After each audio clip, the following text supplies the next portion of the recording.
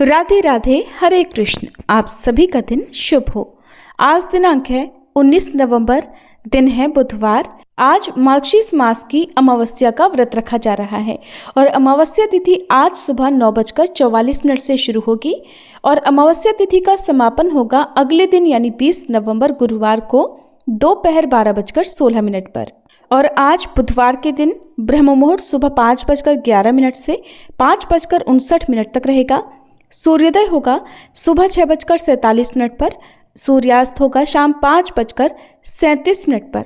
और आज स्वाति नक्षत्र सुबह 7:59 तक रहेगा। बाद में विशाखा नक्षत्र प्रारंभ हो जाएगा। सौभाग्य योग सुबह 9:01 तक रहेगा। बाद में शोभन योग प्रारंभ हो जाएगा और राहु काल दोपहर 12 से 1:30 तक रहेगा। आज की इस वीडियो में आप सुनेंगे मार्गशीर्ष मास महात्म्य का 14वां अध्याय। उससे पहले हर दिन की तरह हम सभी सीता नित्यनेम की कहानी और मां अन्नपूर्णा की कथा सुनेंगे। इस कहानी को सीता माता कहती थी और प्रभु श्री राम सुना करते थे। एक दिन श्री राम भगवान को किसी काम के लिए बाहर जाना पड़ा तो सीता माता कहने लगी कि भगवान, मेरा तो 12 वर्ष का नित्यनेम है, अब आप बाहर जाएंगे तो मैं अपनी कहानी किसे सुनाऊंगी। तब श्री राम ने कहा कि सीते, आप कुएं की पाल पर जाकर बैठ जाना और वहां पर जो भी औरतें पानी भरने आएंगी उन्हें अपनी कहानी सुना दिया करना। सीता माता कुएं की पाल पर जाकर बैठ गई। तभी एक स्त्री आई। उसने रेशम की जरी की साड़ी पहन रखी थी और सोने का घड़ा ले रखा था। सीता माता उसे देखकर कहने लगी, बहन, मेरा 12 वर्ष का नित्यनेम सुन लो। पर वह स्त्री बोली कि मैं तुम्हारा नित्यनेम सुनूंगी तो मुझे तो घर जाने में देर हो जाएगी और मेरी सास मुझसे झगड़ा करेगी। इसलिए उसने कहानी नहीं सुनी और अपने घर चली गई। लेकिन उसके घर जाते ही उसकी रेशम जरी की साड़ी फट गई। सोने का घड़ा मिट्टी के घड़े में बदल गया। सासू ने देखा तो पूछा, अरे बहू, ये किसका दोष अपने सिर लेकर आ गई है। बहू बोली, माँ जी, कुएं पर एक औरत बैठी थी। उसने अपनी कहानी सुनने के लिए कहा, लेकिन मैंने नहीं सुनी। शायद उसी का ये फल मुझे मिला है। बहू की बात सुनकर अगले दिन वही साड़ी और वही घड़ा लेकर सास कुएं की पाल पर गई। सास को वहीं पर सीता माता बैठी मिली तो माता सीता ने कहा, बहन, मेरी कहानी सुन लीजिए। सासू बोली, एक बार छोड़, मैं तो 4 बार कहानी सुन लूंगी। तब सीता माता बोली, राम आए लक्ष्मण आए, देश के पुजारी आए, नित नेम का नेम लाए, आओ राम बैठो राम, तपी रसोई जीमो राम, माखन मिश्री खाओ राम, दूध पताशा पियो राम, सूत के पलका मोठो राम, शाल दुशाला पोठो राम, शाल दुशाला ओढ़ो राम, जब बोलूं राम ही राम, राम सवारे सबके काम, खाली घर भंडार भरेंगे, सबका बेड़ा पार करेंगे, श्री राम जय जय राम। सासू बोली, बहन, कहानी तो बहुत अच्छी लगी।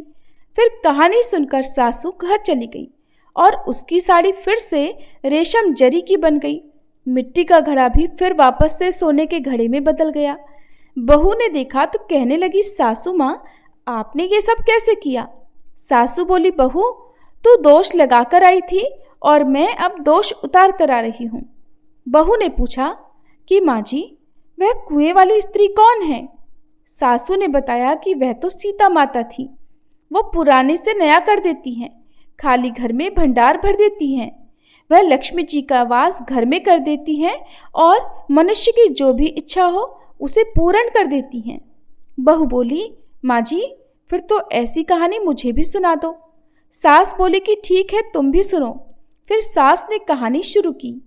राम आए लक्ष्मण आए, देश के पुजारी आए, नित नेम का नेम लाए, आओ राम बैठो राम, तपी रसोई जीमो राम, माखन मिश्री खाओ राम, दूध बताशा पियो राम, सूत के पलका मोठो राम, शाल दुशाला पोठो राम, शाल दुशाला ओढ़ो राम, जब बोलूं राम ही राम, राम सवारे सबके काम, खाली घर भंडार भरेंगे, सबका बेड़ा पार करेंगे, बोलो श्री राम जय जय राम। कहानी सुनकर बहू बोली, माँ जी, कहानी तो बहुत अच्छी है। सासू ने कहा, ठीक है, अब से हम इस कहानी को रोज किया करेंगे। अब सास बहू रोज सवेरे उठती, नहाती धोती और पूजा करने के बाद नित्य नेम की सीता माता की कहानी कहती। एक दिन की बात है, उनके यहाँ पड़ोस की एक औरत आई और बोली कि बहन जरा सी आँच तो देना। तो बहू बोली कि आँच तो अभी हमने जलाई ही नहीं। पड़ोसन बोली, तो फिर तुम सुबह 4 बजे से उठकर क्या कर रही हो? तो उन्होंने कहा कि हम तो सुबह सुबह उठकर पूजा करते हैं, फिर सीता माता की नित्य नेम की कहानी कहते हैं। पड़ोसन ने उनकी बात सुनकर फिर कहा कि सीता माता की कहानी कहने से तुम्हें क्या मिला? तब वे दोनों बोली कि सीता माता की कहानी कहने से घर में भंडार भर जाते हैं, सारे काम पूर्ण हो जाते हैं, मन की इच्छा भी पूरी होती है।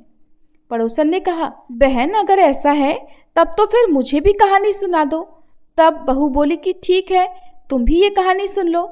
राम आए लक्ष्मण आए, देश के पुजारी आए, नित नेम का नेम लाए। आओ राम बैठो राम, तपी रसोई जीमो राम, माखन मिश्री खाओ राम, दूध बताशा पियो राम, सूत के पलका मोठो राम, शाल दुशाला पोठो राम, शाल दुशाला ओढ़ो राम। जब बोलू राम ही राम, राम सवारे सबके काम, खाली घर भंडार भरेंगे, सबका बेड़ा पार करेंगे, श्री राम जय जय राम। पड़ोसन ने इस कहानी को सुना तो कहने लगी, बहन कहानी तो बहुत अच्छी लगी। अब वह पड़ोसन भी नित्यनेम सीता माता की कहानी कहने लगी। कहानी कहने से सीता माता ने पड़ोसन के भी धन के भंडार भर दिए। देखते ही देखते अब तो पूरे मोहल्ले में नित्यनेम की कथा चल पड़ी और हर किसी की मनोकामना पूर्ण होने लगी। हे सीता माता, जैसे आपने उन सभी के भंडार भरे, वैसे ही हमारे भी भरना। कहानी कहने वाले, सुनने वाले और हुंकार भरने वाले सबके भरना। सभी प्रेम से बोलिए, सीता मैया की जय। माँ अन्नपूर्णा व्रत की कथा के अनुसार प्राचीन समय की बात है। काशी निवासी धनंजय की पत्नी का नाम सुलक्षणा था। उसे अन्य सभी सुख प्राप्त थे, केवल निर्धनता ही उनके दुख का एकमात्र कारण थी और यही दुख उसे हर समय सताता था। एक दिन सुलक्षणा अपने पति से बोली, स्वामी आप कुछ उद्यम करो तो काम चले, इस प्रकार कब तक काम चलेगा? सुलक्षणा की ये बात धनंजय के मन में बैठ गई और वह उसी दिन विश्वनाथ शंकर जी को प्रसन्न करने के लिए बैठ गया और कहने लगा, हे देवाधिदेव विश्वेश्वर, मुझे पूजा पाठ कुछ भी करना नहीं आता, मैं तो केवल आपके ही भरोसे बैठा हूँ। इतनी विनती करके वह 2-3 दिन तक लगातार भूखा प्यासा बैठा रहा। ये देखकर भगवान शंकर ने उसके कान में अन्नपूर्णा अन्नपूर्णा अन्नपूर्णा इस प्रकार 3 बार कहा। ये कौन क्या कह गया? बस इसी सोच में धनंजय पड़ गया कि मंदिर से आते ब्राह्मण को देखकर वह पूछने लगा, पंडित जी अन्नपूर्णा कौन है? तब ब्राह्मण ने कहा, अरे धनंजय, तू तो अन्न छोड़कर बैठा है, इसलिए तुझे हर समय अन्न की ही बात सूझती है। जा घर जाकर अन्न ग्रहण कर। धनंजय अपने घर गया, जाकर पत्नी से सारी बात कही। तब वह बोली, नाथ चिंता मत करो, स्वयं शंकर जी ने यह मंत्र दिया है और वे स्वयं ही खुलासा भी करेंगे। आप फिर से जाकर उनकी आराधना करो। पत्नी के कहे अनुसार धनंजय फिर पहले दिन की तरह ही जाकर पूजा में बैठ गया। रात्रि में भगवान शंकर जी ने आज्ञा दी, कहा तू पूर्व दिशा में चला जा। अब धनंजय अन्नपूर्णा का नाम जपता जाता और रास्ते में फल खाता, झरनों का पानी पीता जाता। इस प्रकार कितने ही दिनों तक लगातार वह चलता रहा। वहां उसे चांदी से चमकते वन की शोभा देखने मिली, सुंदर सरोवर देखने मिला। उसके किनारे कितनी ही अप्सराएं झुंड बनाई बैठी थी। एक अप्सरा कथा कहती थी और सब माँ अन्नपूर्णा इस प्रकार बार बार कहती थी। ये अगहन मास की उजियारी रात्रि थी और आज से ही व्रत का आरंभ था। जिस शब्द की खोज करने वह निकला था, वहां उसे वही शब्द सुनने को मिला। धनंजय ने तब उनके पास जाकर धीरे से पूछा, हे देवियों, आप ये सब क्या कर रही हो? तब उन सब ने कहा, हम सब माँ अन्नपूर्णा का व्रत कर रही हैं। व्रत करने से क्या होता है और क्या ये व्रत किसी ने किया भी है? इसे कब किया जाए, कैसे किया जाए और इसकी कैसी विधि है? मुझसे भी कहो। धनंजय के कहने पर वे अप्सराएं कहने लगी, इस व्रत को कोई भी कर सकता है। 21 दिन व्रत करने के लिए 21 गांठ वाला सूत लेना। 21 दिन यदि ना कर पाएं तो 1 दिन का ही उपवास करें, और ये भी ना करें तो केवल कथा सुनकर ही प्रसाद ले लें। निराहार रहकर कथा कहें। कथा सुनने वाला कोई ना मिले तो पीपल के पत्तों को रखकर सुपारी या घृत कुमारी यानी ग्वार पाठ को वृक्ष के सामने रखकर दीपक को साक्षी बनाकर सूर्य, गाय, तुलसी या महादेव को बिना कथाएं सुनाए मुख में अन्न मत डालना। यदि भूल से कुछ पड़ जाए तो 1 दिवस फिर उपवास करें। व्रत के दिन क्रोध ना करें और झूठ ना बोलें। अप्सराओं के द्वारा विधि बताने पर धनंजय बोला, फिर बताइए इस व्रत के करने से क्या होगा। तब वे कहने लगी, इसके करने से अंधे को नेत्र मिल जाता है, लूलों को हाथ मिल जाता है, निर्धन के घर धन के भंडार भर जाते हैं, बांझन को संतान मिलती है, मूर्ख को विद्या मिलती है, और जो जिस कामना से व्रत को करता है माँ उसकी वह हर कामना पूर्ण करती है। धनंजय कहने लगा, बहनों, मेरे घर में भी धन नहीं है, विद्या नहीं है, कुछ भी तो नहीं है मेरे पास। मैं तो दुखिया ब्राह्मण हूँ, मुझे इस व्रत का सूत दोगी क्या? हाँ भाई, तेरा कल्याण हो, हम तुझे सूत देंगी, ले इस व्रत का मंगल सूत ले ले। तब धनंजय ने उन अप्सराओं से सूत लेकर व्रत को किया। व्रत पूरा हुआ। तभी सरोवर में से 21 खंड की स्वर्ण सीढ़ी हीरा मोती जड़ी हुई प्रकट हुई। धनंजय जय अन्नपूर्णा कहता जाता था। इस प्रकार जाने कितनी ही सीढ़ियां वह उतरता गया। तब अंदर जाकर उसने क्या देखा कि करोड़ों सूर्यों से प्रकाशमान माँ अन्नपूर्णा का मंदिर है। उसके सामने स्वर्ण सिंहासन पर माँ अन्नपूर्णा विराजमान है। सामने भिक्षा हेतु शंकर भगवान खड़े हैं। देवांगनाएं चवर डुला रही हैं। कितने ही हथियार बांधे पहरा दे रही हैं। धनंजय दौड़कर माँ जगदम्बा के चरणों में गिर पड़ा। देवी उसके मन का दुख जान गई। धनंजय हाथ जोड़कर कहने लगा, माता, आप तो अंतर्यामिनी हैं, आपको मैं अपनी दशा भला क्या बताऊं, आप तो सब कुछ जानती हैं। तब माता बोली, तुमने मेरा व्रत किया है, जा संसार तुम्हारा सत्कार करेगा। माता ने धनंजय की जिह्वा पर बीज मंत्र लिख दिया। अब तो उसके रोम रोम में विद्या प्रकट हो गई। इतने में क्या देखता है कि वह काशी विश्वनाथ के मंदिर में खड़ा है। माँ का वरदान लेकर धनंजय घर आया। अपनी पत्नी सुलक्षणा से सारी बात कही। माता जी की कृपा से उसके घर में धन संपत्ति उमड़ने लगी। छोटा सा घर बहुत बड़ा गिना जाने लगा। जैसे शहद के छत्ते में मक्खियां जमा हो जाती हैं, उसी प्रकार अनेक सगे संबंधी आकर उसकी पढ़ाई करने लगे। कहने लगे, इतना धन और इतना बड़ा घर, सुंदर संतान नहीं है तो फिर इस कमाई को कौन भोगेगा? सुलक्षणा से तो कोई संतान हुई नहीं, इसलिए तुम दूसरा विवाह कर लो। अनिच्छा होते हुए भी धनंजय को दूसरा विवाह करना पड़ा और सती सुलक्षणा को सौतन का दुख झेलना पड़ा। इस प्रकार धीरे धीरे दिन बीतते गए। फिर अगहन मास आया। नए बंधन से बंधे पति से सुलक्षणा ने कहलवाया कि इस व्रत के प्रभाव से ही हम सुखी हुए हैं, इस कारण यह व्रत छोड़ना नहीं चाहिए। ये माता जी का प्रताप है जो हम इतने संपन्न और सुखी हुए हैं। सुलक्षणा की बात सुनकर धनंजय उसके यहाँ आया और व्रत में बैठ गया। नई बहू को इस व्रत के बारे में कुछ भी पता नहीं थी। वो तो धनंजय के वापस घर लौटने की राह देख रही थी। दिन बीतते गए और व्रत पूर्ण होने में केवल 3 दिन बाकी थे कि तभी नई बहू को खबर मिल गई। उसके मन में ईर्ष्या की ज्वाला दहक रही थी। वह सुलक्षणा के घर आ धमकी और उसने वहां भगदड़ मचा दी और वह मारे क्रोध के धनंजय को अपने साथ लिवा ले गई। नए घर में धनंजय को थोड़ी देर के लिए निद्रा ने आ दबाया। वह गहरी नींद सो गया और ठीक उसी समय नई बहू ने उसका व्रत का सूत तोड़कर आग में फेंक दिया। अब तो माता जी का कोप जाग गया। इधर माता क्रोधित हुई और उधर उसके घर में अचानक आग लग गई। सब कुछ जलकर खाक हो गया। सुलक्षणा जान गई और पति को फिर अपने घर ले आई। नई बहू रूठ कर अपने पिता के घर जा बैठी। पति को परमेश्वर मानने वाली सुलक्षणा बोली, नाथ, घबराना नहीं, माता जी की कृपा अलौकिक है। पुत्र कुपुत्र हो जाता है पर माता कभी कुमाता नहीं होती, इसलिए आप श्रद्धा और भक्ति से आराधना शुरू करो, वे हमारा कल्याण जरूर करेंगी। धनंजय फिर माता के पीछे पड़ गया।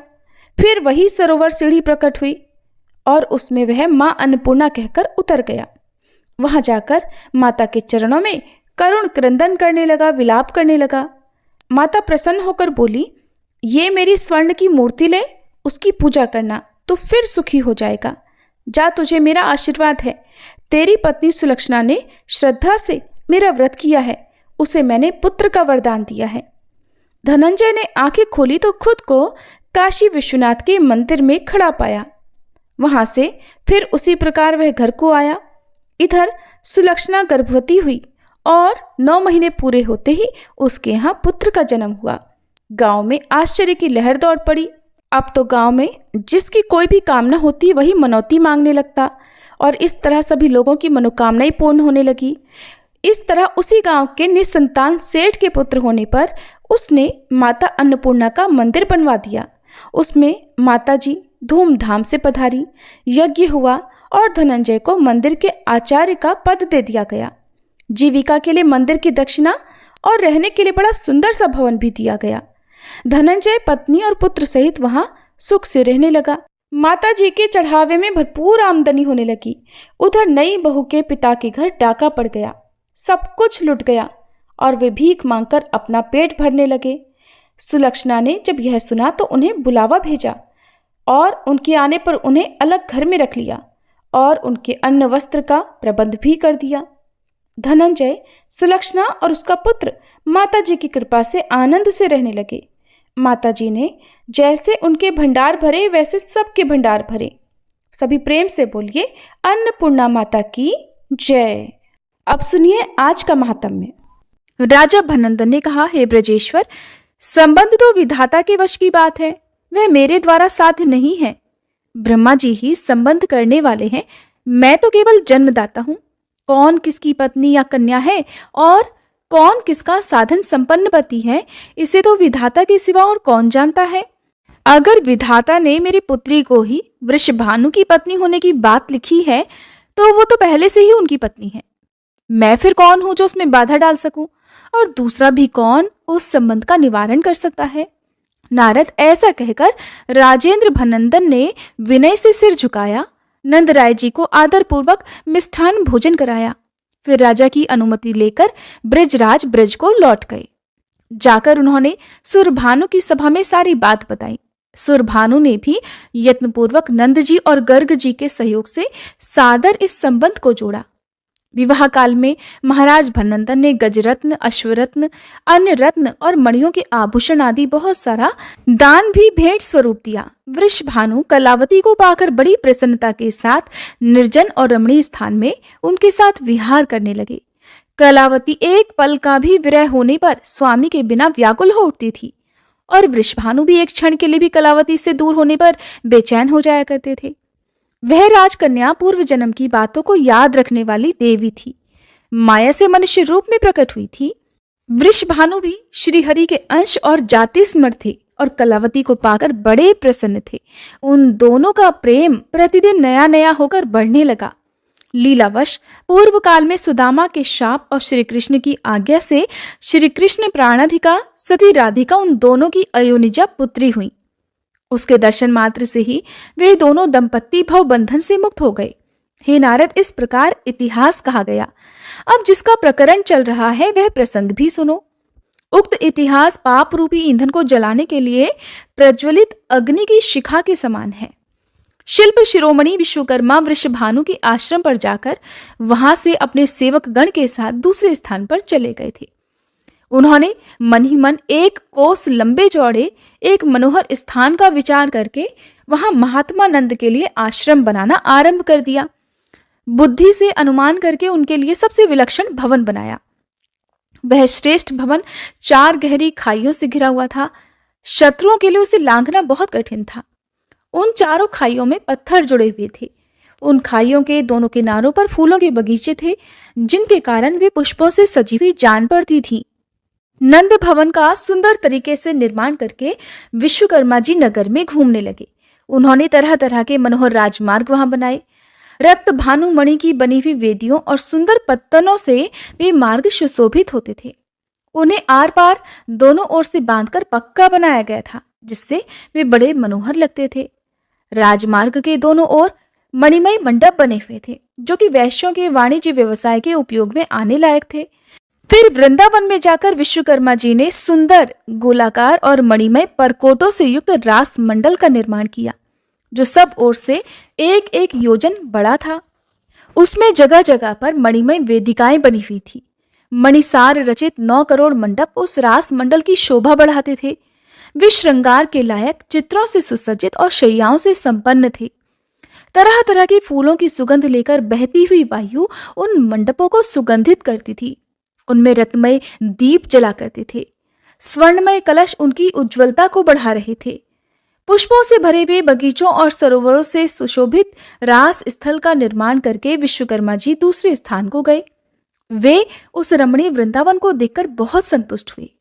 वन के भीतर जगह जगह एकांत स्थान में मन बुद्धि से विचार और निश्चय करने के बाद उन्होंने वहां 30 रमणीय और विलक्षण वनों का निर्माण किया, और वे केवल श्री राधा माधव की ही क्रीड़ा के लिए बनाए गए थे।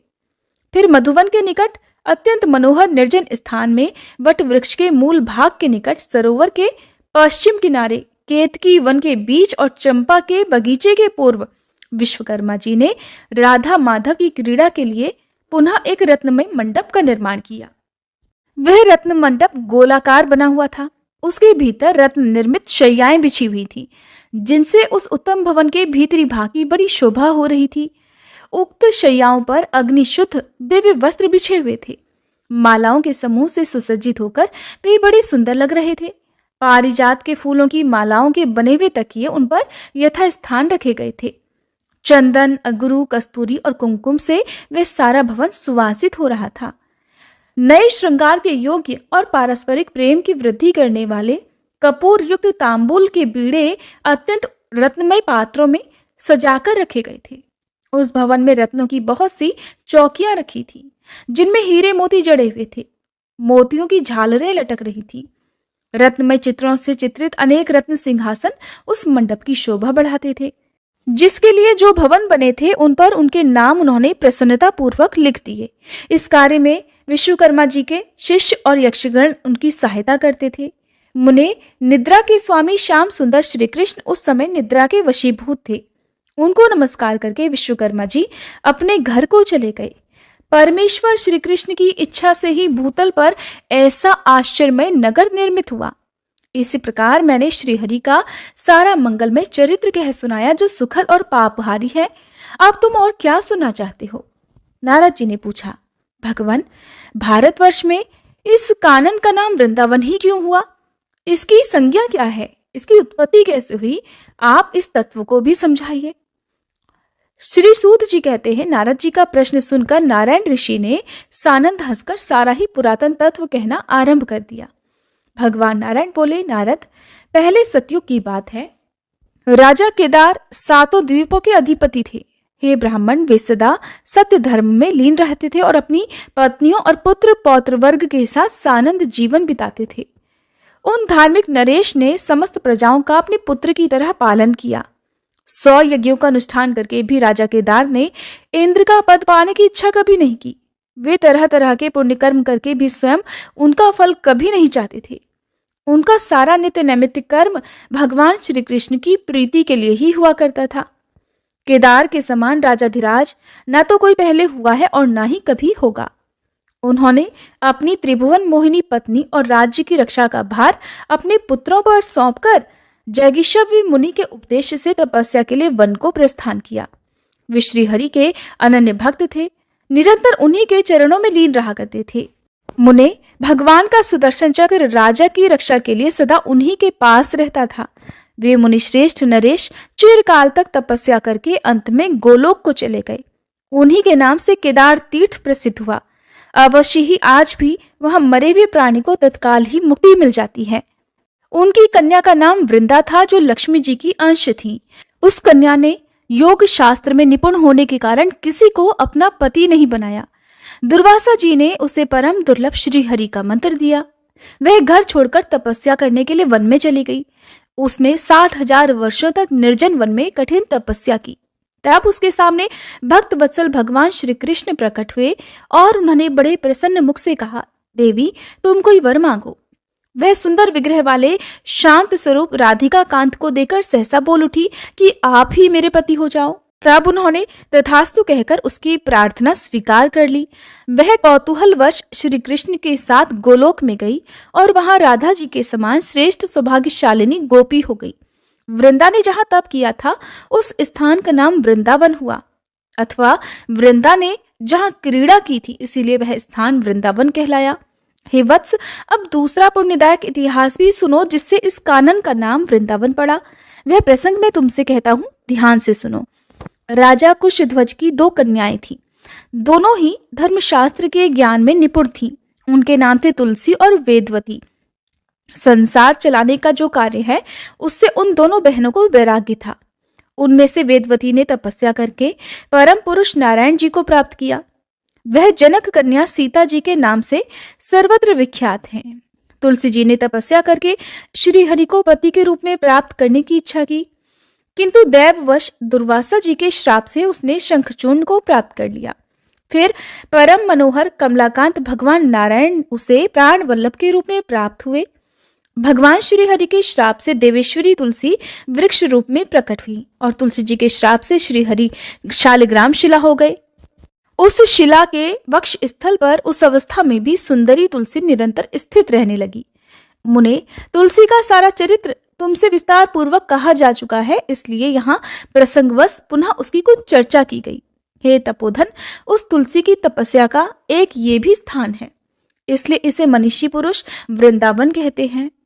तुलसी और वृंदा समानार्थक शब्द हैं, इसलिए मैं तुमसे दूसरा उत्कृष्ट कारण भी बता रहा हूँ जिससे भारतवर्ष का यह पुण्य क्षेत्र वृंदावन के नाम से प्रसिद्ध हुआ। राधा जी के 16 नामों में से एक नाम वृंदा भी है जो श्रुति में सुना गया है। उन वृंदा नाम धारिणी राधिका का वह रमणी क्रीड़ावन है, इसलिए इसे वृंदावन कहा गया है। पूर्व काल में श्री कृष्ण ने श्री राधा की प्रीति के लिए गोलोक में वृंदावन का निर्माण किया था। फिर धरती पर उनकी क्रीड़ा के लिए प्रकट हुआ वह वन उस प्राचीन नाम से ही वृंदावन कहलाने लगा। नारद जी ने पूछा, हे जगत गुरु, श्री राधिका के 16 नाम कौन कौन से हैं? मुझ शिष्य से उन्हें बताइए, उन्हें सुनने के लिए मेरे मन में उत्कंठा है। मैंने सामवेद में वर्णित श्री राधा के सहस्त्र नाम सुने हैं, फिर भी इस समय आपके मुख से उनके 16 नामों को भी सुनना चाहता हूँ। हे मुनिवर, वे 16 नाम उन सहस्त्र नामों के ही अंतर्गत हैं या फिर उनसे अलग हैं? अहो, उन भक्त वांछित पुण्य स्वरूप नामों का मुझसे वर्णन कीजिए, साथ ही उन सब की उत्पत्ति के बारे में भी बताइए। हे जगत के आदि कारण जगन माता श्री राधा के उन सर्व दुर्लभ पावन नामों को मैं सुनना चाहता हूँ।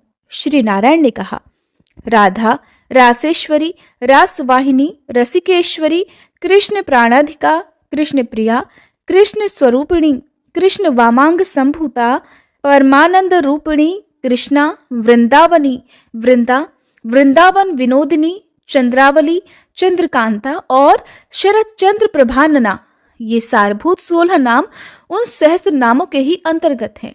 राधा शब्द में धा का अर्थ है निर्वाण और रा दानवाचक है।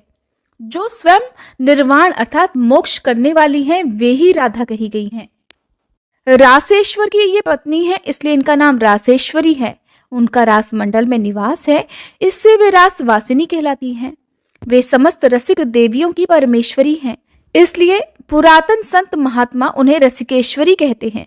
परमात्मा श्री कृष्ण के लिए वे प्राणों से भी अधिक प्रियतमा है, अतः साक्षात श्री कृष्ण ने ही उन्हें कृष्ण प्राणाधिका नाम दिया है। वे श्री कृष्ण की अत्यंत प्रिया कांता हैं, अथवा श्री कृष्ण ही सदा उन्हें प्रिय हैं, इसलिए समस्त देवताओं ने उन्हें कृष्ण प्रिया कहा है। वे श्री कृष्ण रूप को लीला पूर्वक निकट लाने में समर्थ हैं और सभी अंशों में श्री कृष्ण के समान ही हैं, इसलिए कृष्ण स्वरूपिणी कही गई हैं। परम सती श्री राधा श्री कृष्ण के आधे वामांग भाग से प्रकट हुई हैं, इसलिए श्री कृष्ण ने स्वयं ही उन्हें कृष्ण वामांग संभूता कहा है। सती श्री राधा स्वयं परमानंद की मूर्तिमती राशि हैं, इसलिए श्रुतियों ने उन्हें परमानंद रूपिणी की संज्ञा दी है। कृष्ण शब्द मोक्ष का वाचक है। ण उत्कृष्टता का बोधक है और आकार दाता के अर्थ में आता है।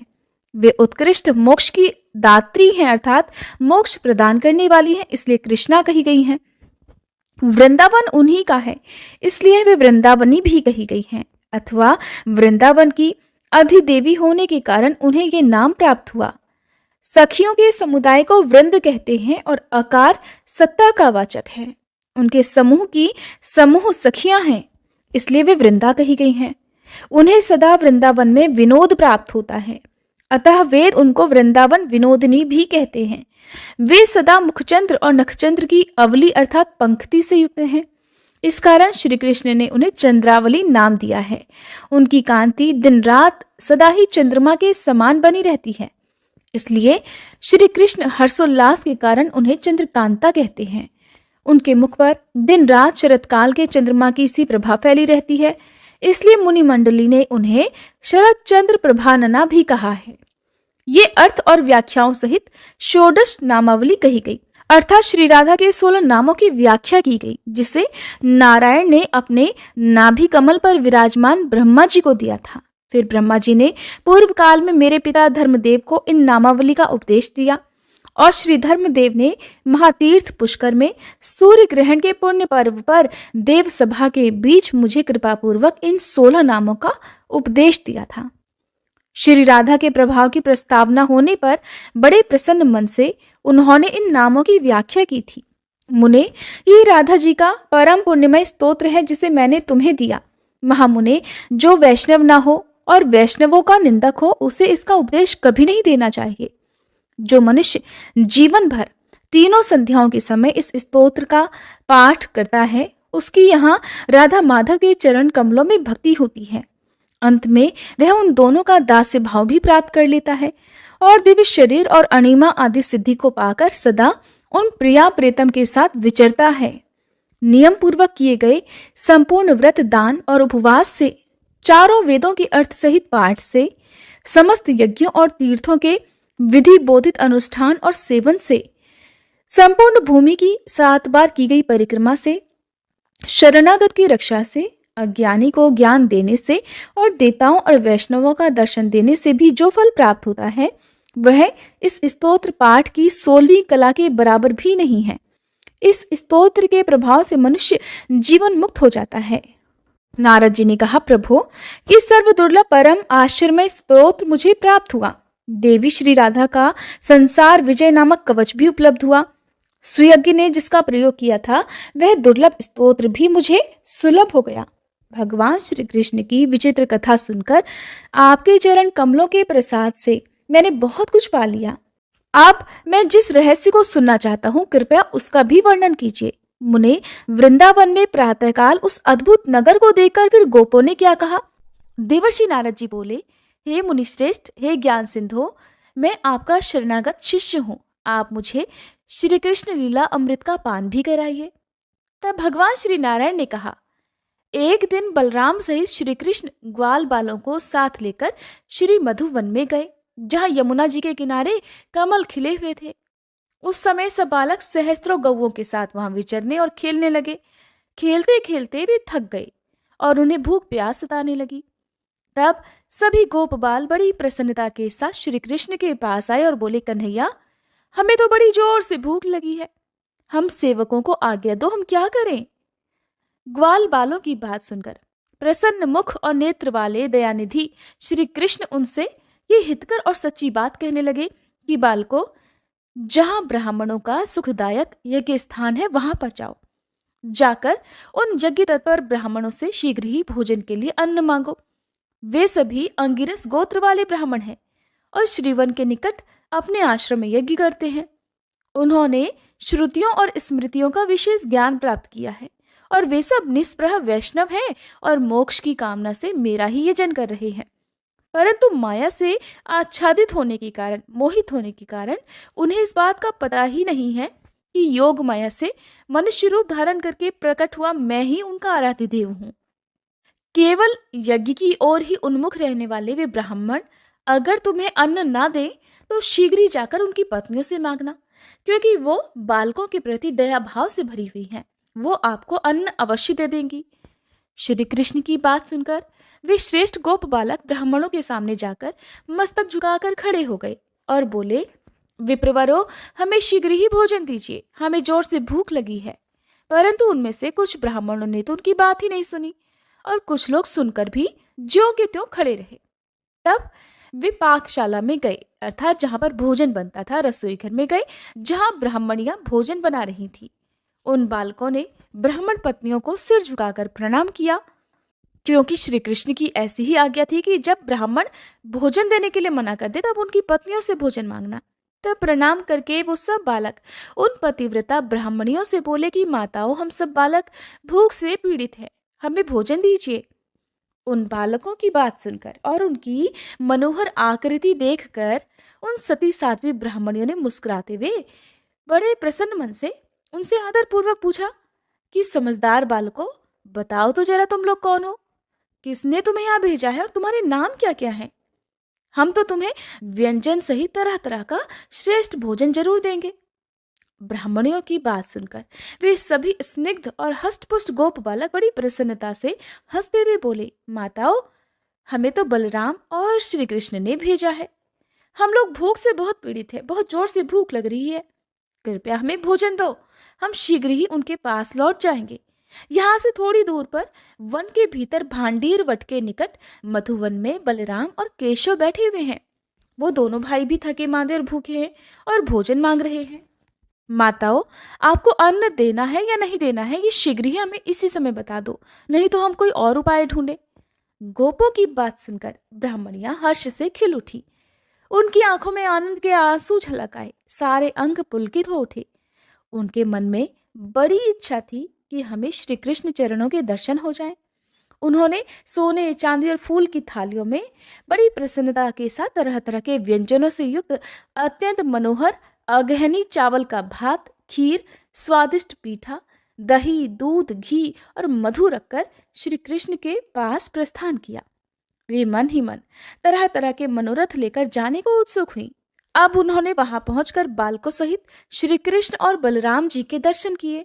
श्री कृष्ण वट के मूल भाग के निकट बालकों के बीच में बैठे हुए थे, इसलिए तारों के बीच विराजमान चंद्रमा के समान शोभा पा रहे थे। श्याम अंग, किशोर अवस्था और शरीर पर रेशमी पीतांबर से भी बड़े सुंदर दिख रहे थे।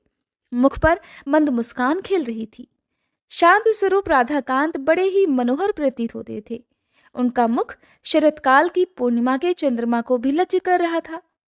वे रत्नमय अलंकारों से विभूषित थे और रत्न निर्मित 2 कुंडलों से उनके गंड स्थल की बड़ी शोभा हो रही थी।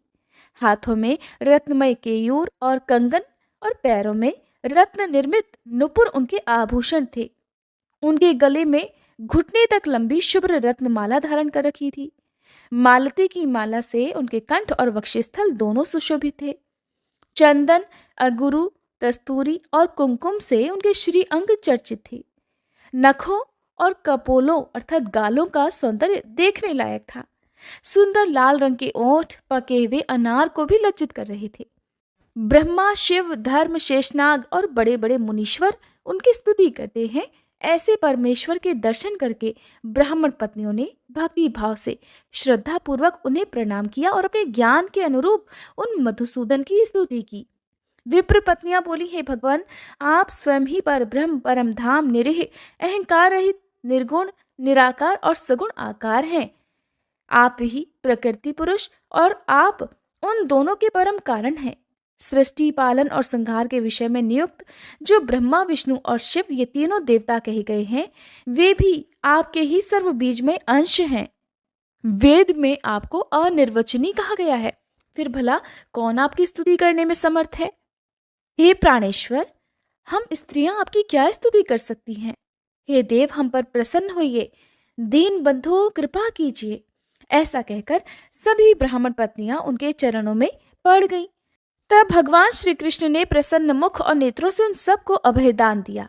जो पूजा काल में विप्र पत्नियों द्वारा किए गए इस स्तोत्र का पाठ करता है, वह ब्राह्मण पत्नियों को मिली हुई गति को प्राप्त कर लेता है, इसमें कोई संशय नहीं। भगवान श्री नारायण कहते हैं, हे नारद, उन ब्राह्मण पत्नियों को अपने चरणों में पड़ी हुई देखकर श्री मधुसूदन ने कहा, देवियों, वर मांगो, तुम्हारा कल्याण होगा।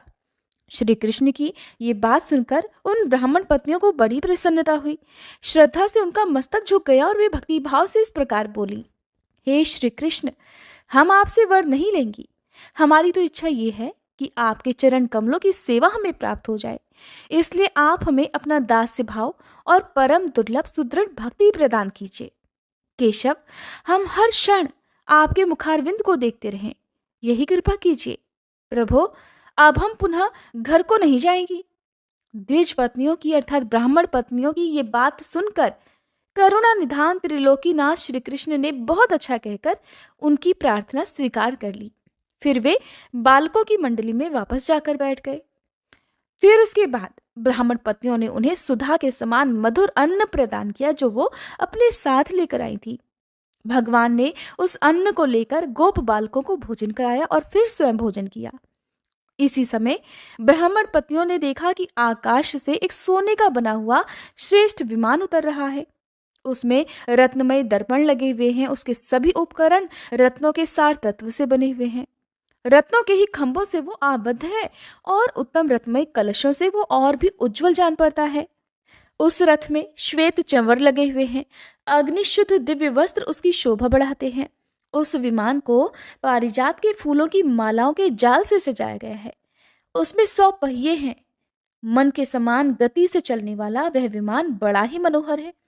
वनमाला से विभूषित दिव्य पार्षद उसे सब ओर से घेरे खड़े हैं और उन सभी पार्षदों ने पीतांबर धारण कर रखा है। वे रत्नमय अलंकारों से अलंकृत, नूतन यौवन से संपन्न, श्याम कांति वाले, परम मनोहर, 2 भुजाओं से युक्त और गोप वेशधारी थे। उनके हाथों में मुरली थी। उन्होंने मोरपंख और गुंजा की माला से सजे हुए टेढ़े मुकुट धारण कर रखे थे। वे रथ से तुरंत ही उतरकर श्री कृष्ण के चरणों में प्रणाम करके ब्राह्मण पत्नियों से बोले कि आप सभी इस विमान पर चढ़ जाइए।